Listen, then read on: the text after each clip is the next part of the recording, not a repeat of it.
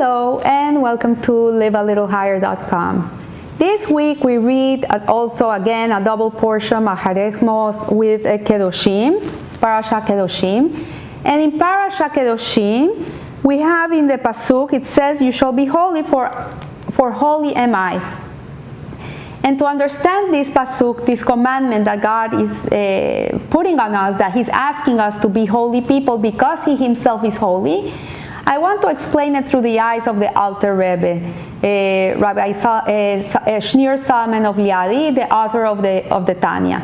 In his second chapter of the book of Tanya, he explains that we have two souls. We have a godly soul and we have an animal soul. Our animal soul is instinctive, it's egocentric, it's animalistic, it's me, me, me, me, me. And our godly soul, he says in the Tanya, it's mamesh, it's truly a part of God. So we have a part of Hashem really within ourselves. And this part of God, this soul, this godly neshama, is godly, it's holy. So it depends on which soul you're operating with, which one is in charge of you at that moment. You can be acting as a holy person or you can be acting like an animal, and that's the duality we have.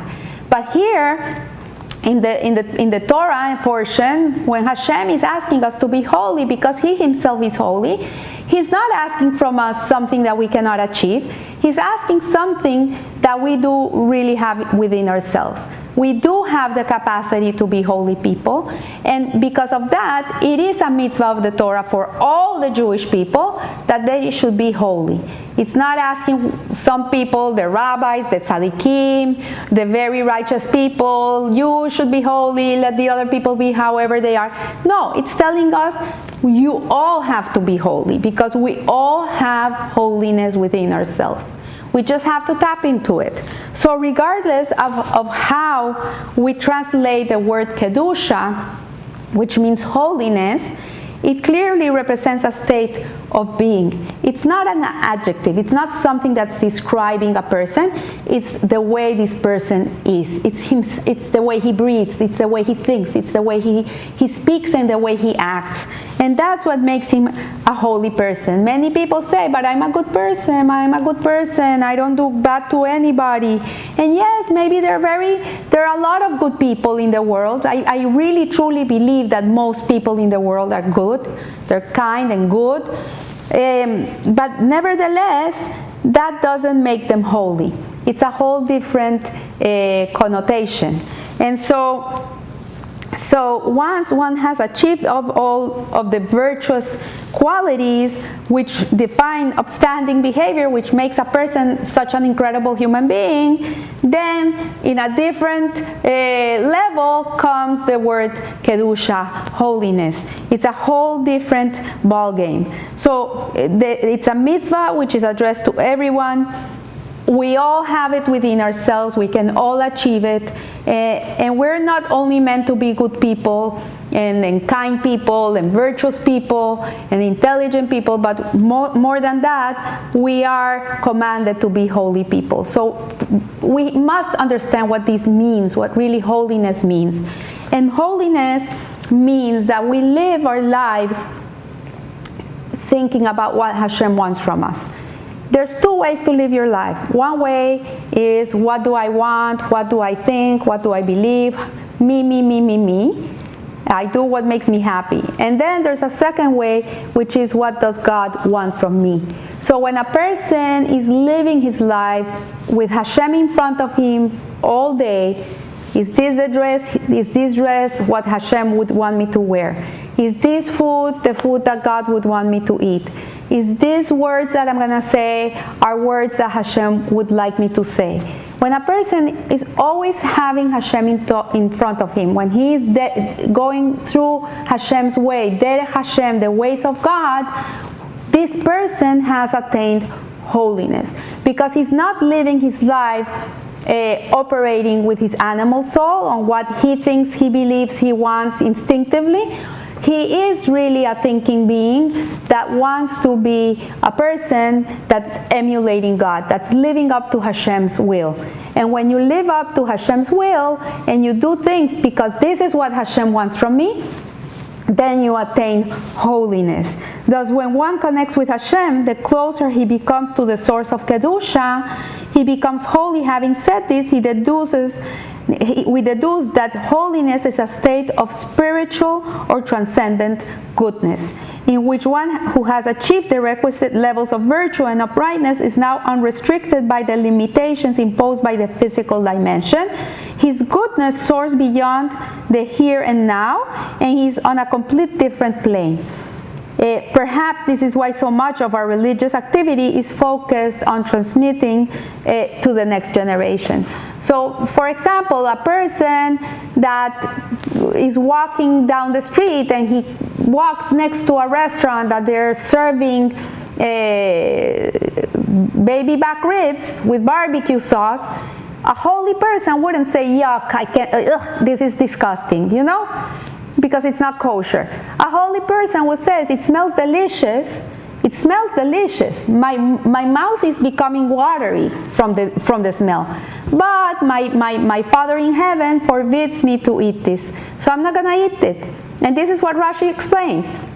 We don't have to negate what we shouldn't be doing. We shouldn't say this is horrible, this is horrendous. No, we just have to say this is not for me. This is not what Hashem is expecting from me. And this is the holy way to live.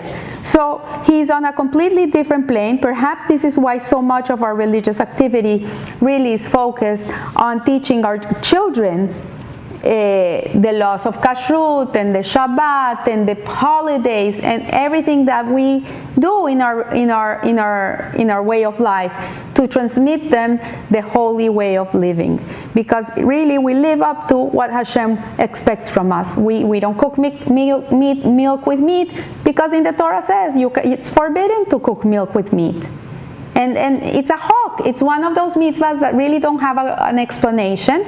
There's some things that we can deduce from it, but in reality we do it because we transcend. We do it because this is what Hashem is expecting from us. And the more we transcend, the more holier we get.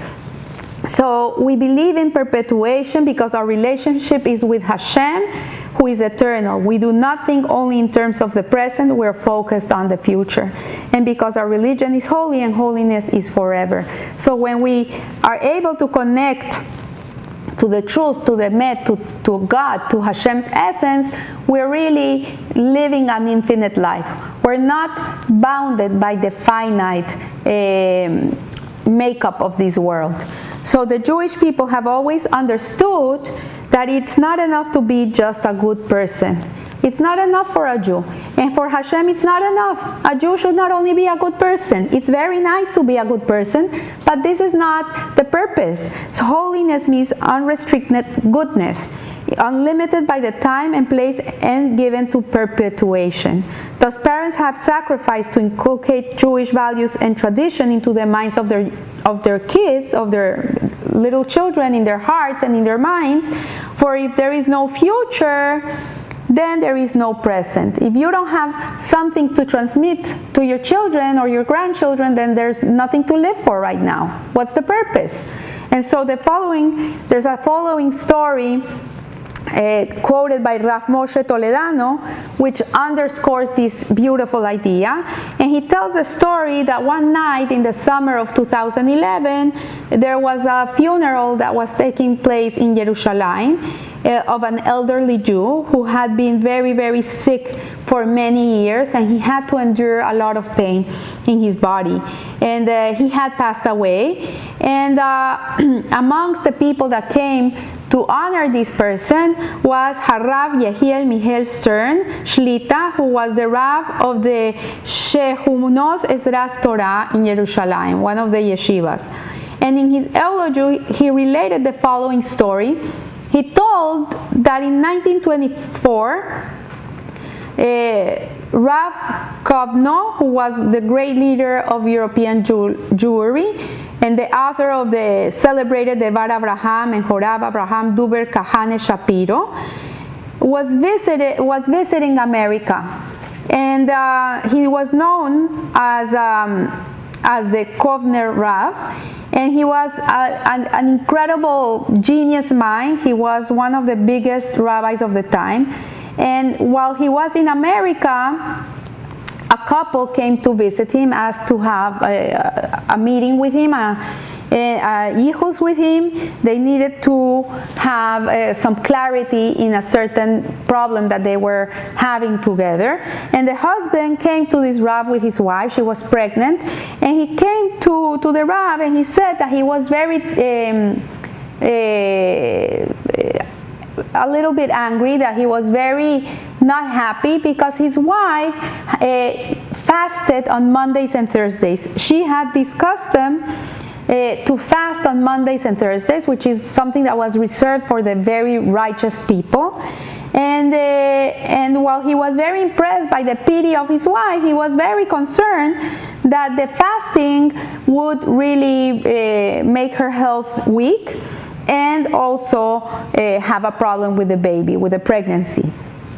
And the wife did not deny his allegations. She said to the Rav that she indeed fasted these 2 days, and that it was very difficult for her not to do it, because she was doing it because she was very concerned that while living in America, 1924, there was not a lot of Jewish education, and there was not a lot of Jewish life. The Jews in America were very assimilated, and she was very worried for her son, and she wanted to make him a pious Jew.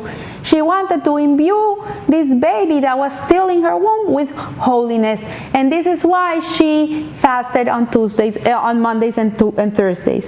So the Kovner Rav was greatly impressed by this lady and her pity and her spiritual innocence of this woman. He was really impressed by her, but he said that granted your concerns are far more baseless, he said to the husband, yet a pregnant woman should not be fasting, because really you need all the energy you need, and all the nutrients go to your baby, and you need to be well nourished to be healthy. And he said fasting could be detrimental to your health and to the health of your baby, so you should stop immediately this fasting. And he encouraged her to stop, but the woman was very stubborn, and she said to the rabbi, I'm sorry, but I'm not gonna stop fasting. For me, the most important thing is that my child should be born with a kedusha, with holiness, impregnated with the holiness of Torah and mitzvot. And to raise a child in America in these days, this is what I have to do. I have to do an extreme thing. And so the Kovner Rav listened to what she had to say and was greatly impressed by her devotion. Then he said to her that he would make a compromise with her, that if she would cease fasting, he would give this baby a blessing that he should be a very holy Jew, that he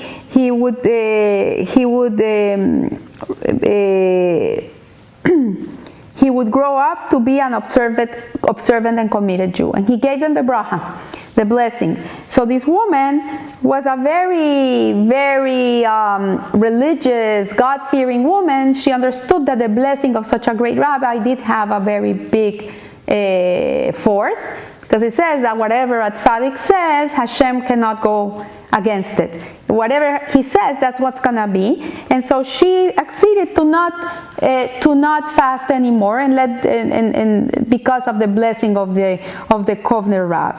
So Rav Stern concluded the eulogy with the following: 86.5 years have passed since that fateful day with the Kovner Rav that gave the blessing to that young couple.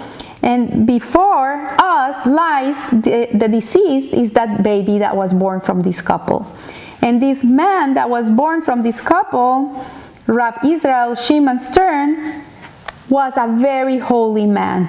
This was a man that never stopped learning, never stopped doing mitzvot. His whole life was derech Hashem, in the path of God. And even though he suffered from excruciating pain at the end of his life for a few years, he never raised his voice to anybody. He never said anything ugly to anybody. He never complained. He always had a beautiful smile in his face, and he always had a word of Torah in his mouth also. So this was the product of America, said the rabbi that was giving the eulogy. So he says, I think his mother's concern and her anxiety regarding the future exemplified the meaning of holiness. It was not enough for her alone to be observant. Her son had to be observant too, for her presence to have any meaning. So today, in today's age, we're right now home, stuck at home. I don't know how many weeks we've been stuck. I think 5 already or 6, quarantine. And we should really take this time to imbue in our kids these Jewish values and teach them what it means to be a Jew, what it means to live a holy life. My grandsons in Panama call me every night. They want stories from Tzaddikim, so I have to look for all these stories and every night have a nice story to teach them. Kids learn by learning by stories, by example. And really, the child is it's like a sponge. Whatever you put into him, that's what he's gonna grow up to be. So take the opportunity now and get a nice book about holy people who have lived their lives selflessly and in a holy way. Teach them how the true way of life should be. And yes, the material world is a beautiful world. It's very enticing. But by now we have realized that we don't miss it, and that's what's not important in our lives. Our lives, what matters most is our family, it's our health, and it's our purpose and our mission in this world. So I want to leave you with a big bracha. You should keep safe, you should be healthy and well, and remember, live a little higher. Thank you.